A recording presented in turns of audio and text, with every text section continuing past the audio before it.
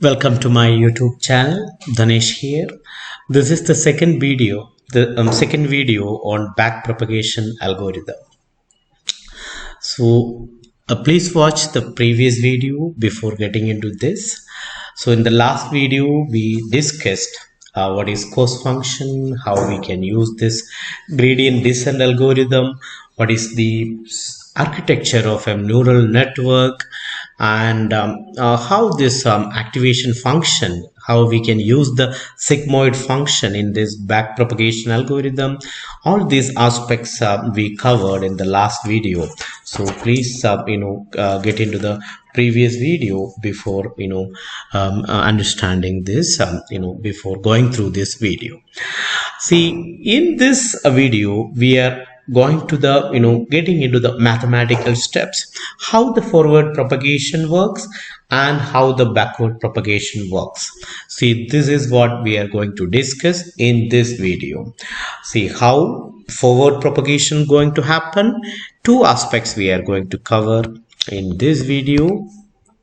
First one is forward propagation.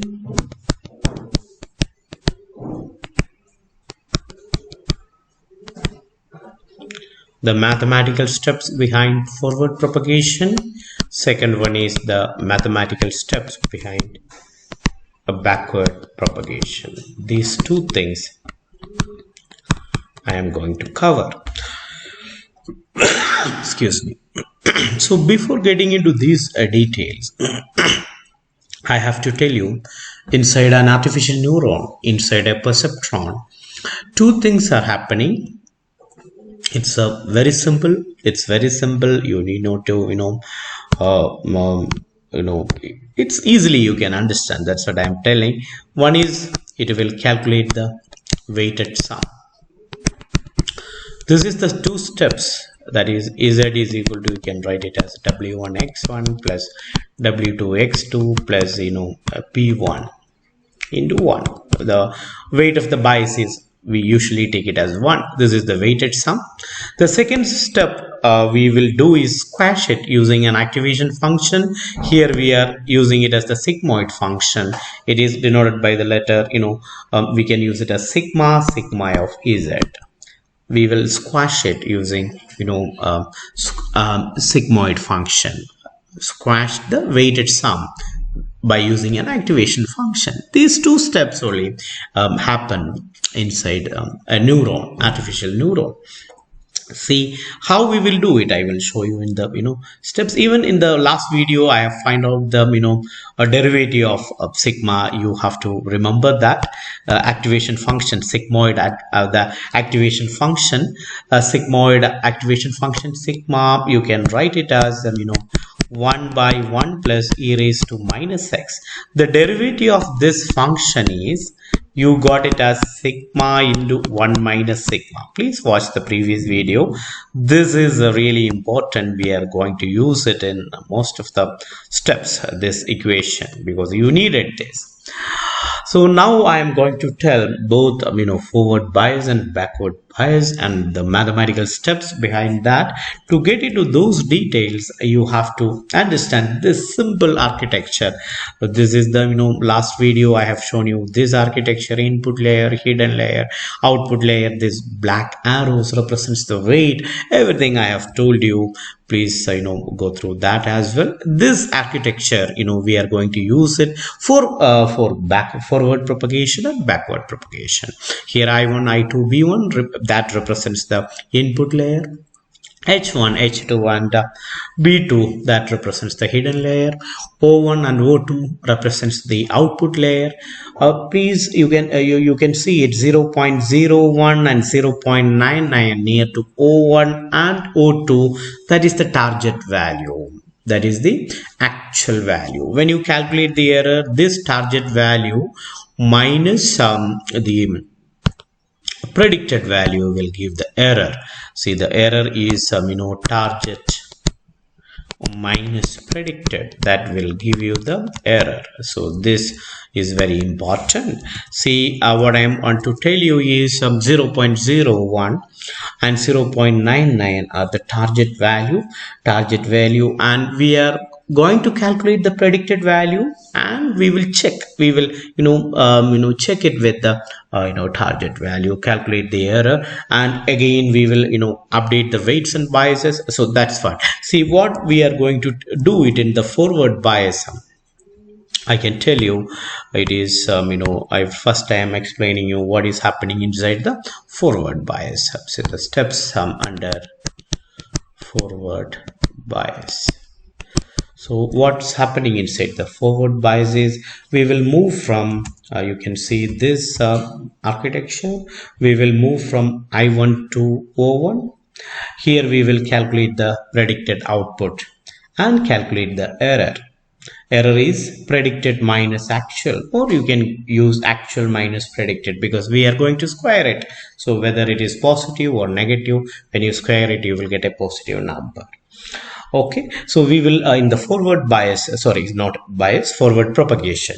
Inside the forward propagation, we will move from I1 to O1. Here we will calculate the predicted output, then calculate the error. Error means predicted minus actual, or you can tell it as predicted minus the target value, the actual value, or the target value. Here it is 0.01 and 0.99, 0.01 for O1 and 0.99 for O2. Okay, O1 and O2 are the output layers, part of output layer. I1, I2, B1 part of input layer. H1, H2 and B2 are part of the hidden layer. So you understood that's what we do in the forward propagation.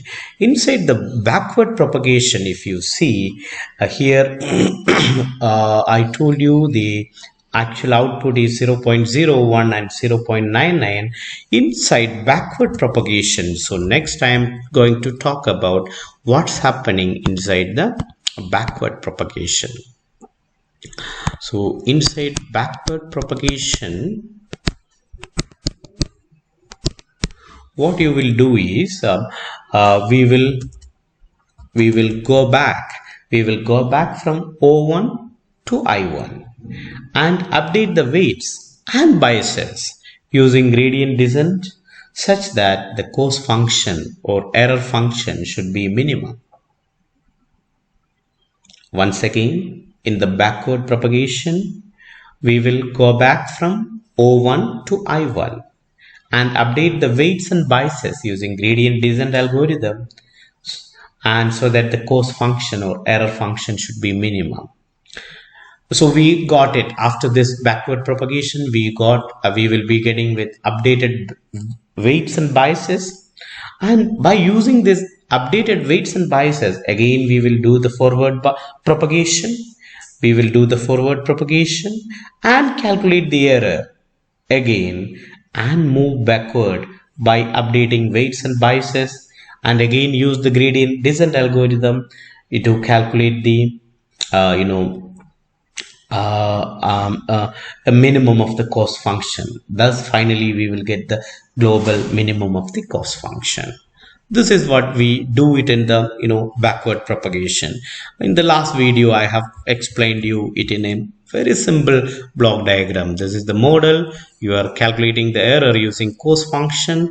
If the error is minimum, we will check it. If it is no, we will update weight and bias of the network using gradient descent algorithm.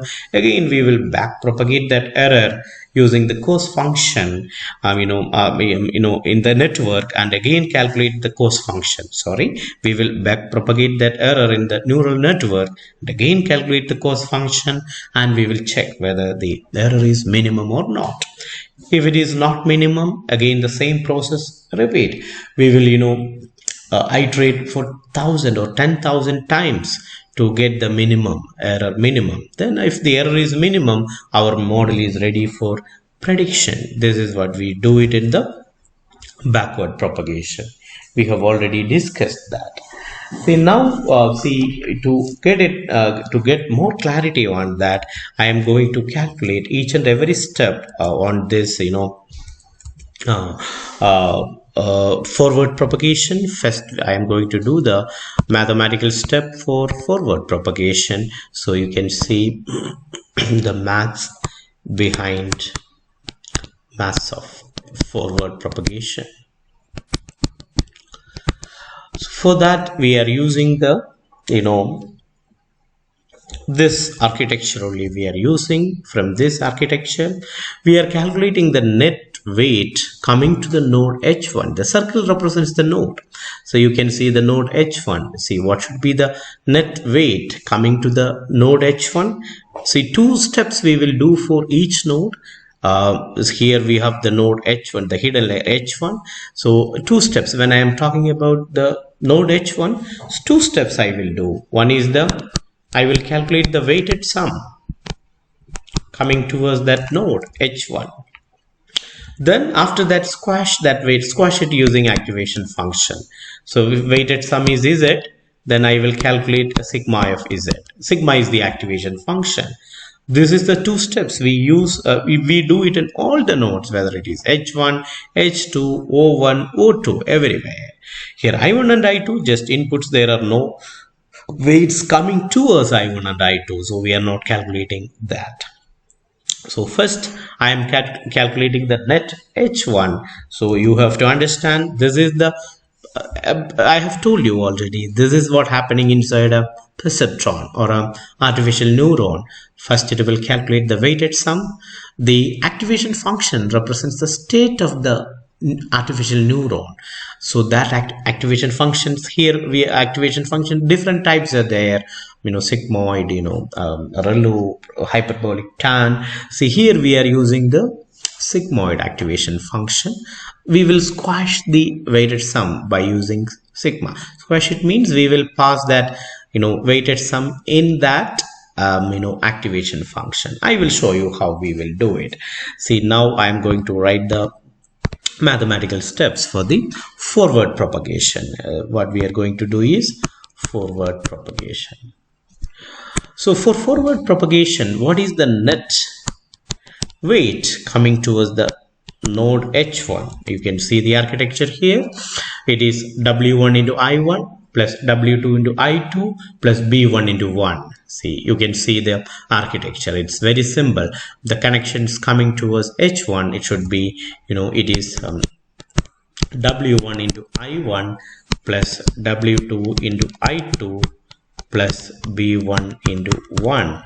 Then we will calculate the values, weights, and all these things. It's represented here, so you can calculate. It would be 0.15 into 0.05 plus 0.2 into 0.1 plus 0.35 into 1. See, I told you, the bias always we take it as 1. Its weight we need to multiply, that's what. So this, when you calculate, you will get it as 0.3775. So I will suggest you also write all these steps along with this. Then it will be easy for you. Please start writing along with me. You will understand how this forward propagation and backward propagation work. It's really easy. So this is the net weight, or we can call it as net h1. So we calculate the weighted sum or the net weight coming towards the node h1. What is the second process the artificial neuron or perceptron will do? It will squash it using a activation function. Here the activation function is sigmoid function. So it is the sigmoid function. It is given by, this is the formula for sigmoid function, 1 by 1 plus e raised to minus x. This is the formula for the sigmoid function, and even I have calculated the derivative of that. And finally, when I calculate the derivative of a sigmoid function, I got it as d sigma by dx is equal to sigma into 1 minus sigma. 1 second, I will see. It is when I calculate the derivative, sigma into 1 minus sigma. This we have done it in the previous video. Please watch it, because this equation we are going to use it. This is really important. This equation and this equation, both the equations we are going to use it in this explanation. So this is the net h1. Now we are going to squash it using this function. See, we will pass, instead of x, we will pass this net h1. See, this is the, in this architecture, this is the total weight coming towards h1. Inside h1, we have the activation function. The activation function represents the state of a node. It introduces non-linearity inside the neural network. It's really important, this activation functions. So now we are inside this, node h1. The weighted sum is squashed it by using the activation function. That's what happening in the next step. So I am going to tell you, even in our biological neuron, right, based on the circumstance, based on your emotions, what all the neurons will be triggered. There are trillions of neurons in your brain, so that depends on some state of the neuron. In the same way, what already you programmed in your neuron, in the same way, in our artificial neuron as well, there is a state that is represented by activation function. This introduces non-linearity inside your neural network. If I talk about sigmoid function, its value ranges from 0 to 1. See, its value ranges from 0 to 1 for sigmoid function. Any value you can get in between 0 and 1. For hyperbolic tan, its value ranges from -1 to 1. So it's introduces non-linearity inside the neural network. Okay, fine. So you calculated the net h1. Now I am going to squash it using the artificial neural, this sigmoid function. So you can see it here. So the that is the, after squashing it, you will get the output of h1. So the net h1 represents the weighted sum. Now the output of h1 should be, I am calculating the out h1. Out h1 should be 1 by 1 plus e raised to minus x. Instead of x, it should be net h1. I told you it is net h1. So what we got, it is, you can see it in the we calculated it. So it is minus 0.3775. This is what we got it. When you calculate it, you will get 0.59326 992. This is the out h1 you are getting it. See, the same process you can repeat for out h2 as well. So the same process you can repeat for h2. You can calculate net h2, then out h2. Whatever I have told you just now, you can repeat. So then you will get the the out h2. You will get it as, when you repeat the same process, you will get the out h2 as, out h2 is equal to 0.59.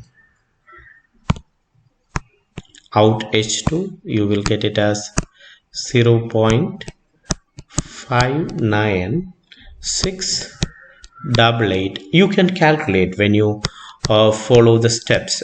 Now you write it along with this video. You start writing this, but after this video you can calculate how this out h2 is coming, so you will get more idea. So I have calculated with the weighted sum net h1 and out h1. Net h2 you will calculate and you will get the out h2 as well. So you got that aspect. So these two things you got it. Now I am going to calculate the net h1, net o1, and we will calculate the out o1. So the net o1 should be net o1. You can see it in the figure. I am going to calculate the net o1.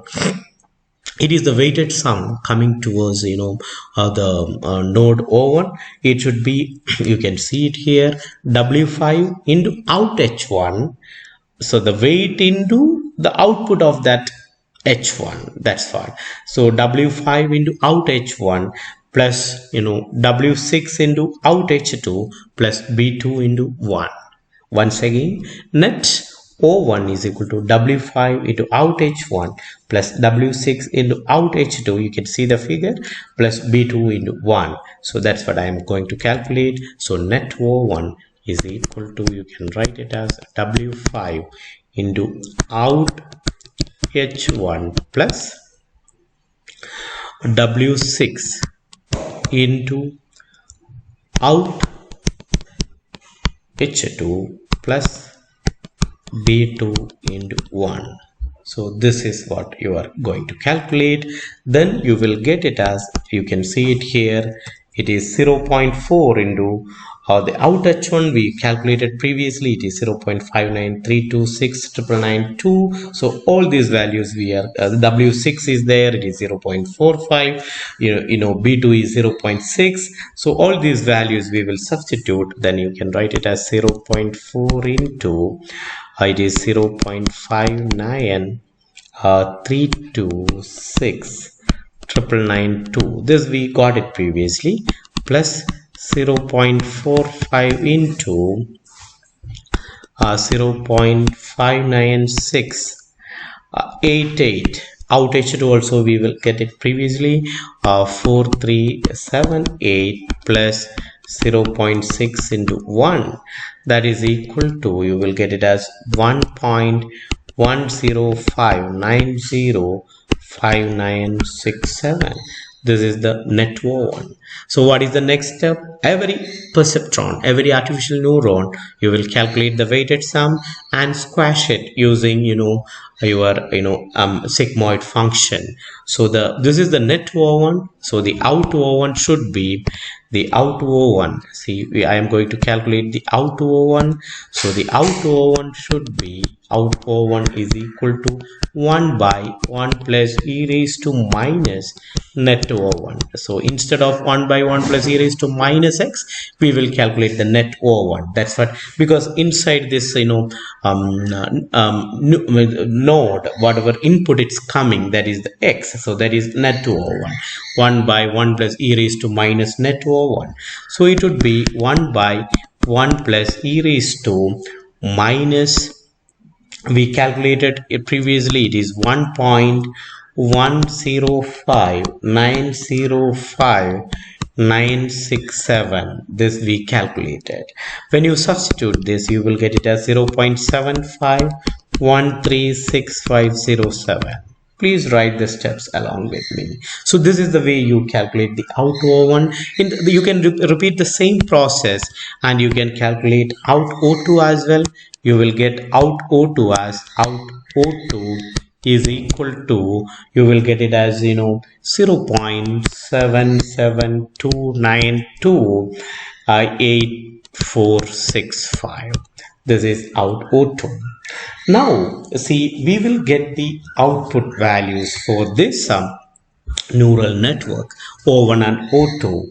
Now what we will do inside the forward propagation, so inside the forward propagation, see, we got the output values O1 and O2. Now we have the target value or the actual value. So the target value or actual value, it is 0.01 and 0.99.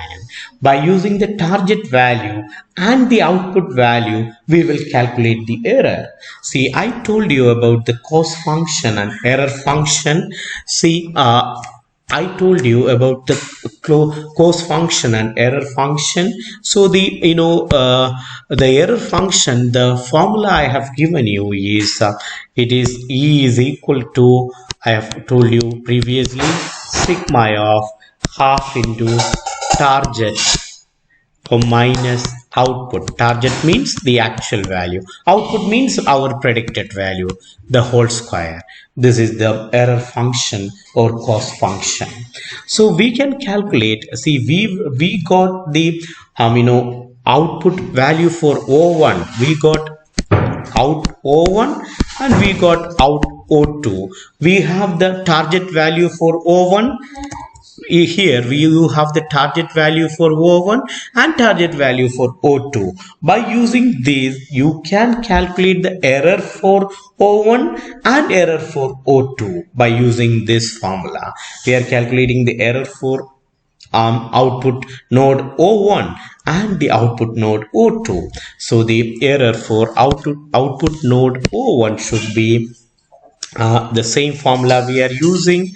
It would be E 0, 1 is equal to half into the target value. You know it is 0.01 here, 0.01 minus the output value for O1 we just now we calculated. It is 0.75 of 136 uh, 5 there is no space, I am writing it here, 07 the whole square. This is the error for the node O1, the output node 1. O represents output O1. It is, when you calculate, you will get it as 0.27 48 11083. This is the error for the first output node. In the same way, the same formula you can use it for the second node. When you calculate the error for the same process, you can repeat. When you calculate the error for the second node, you will get the error as EO2, the output node 2. You will get it as 0.023560026. This is the error for the second node. So the total error will be, so this is the sum of these two, E01 plus E02, and this will be, you need to add these two, 0.2748111083 plus 0.0235600026. You can write along with me, then you will get it. Then when you add these two, you will get the total error as it is equal to 0.298371109. This is the total error. So in the forward propagation, we calculate the total error. So this is all about forward propagation. So in the next video, we will be discussing about the backward propagation. Thanks for watching.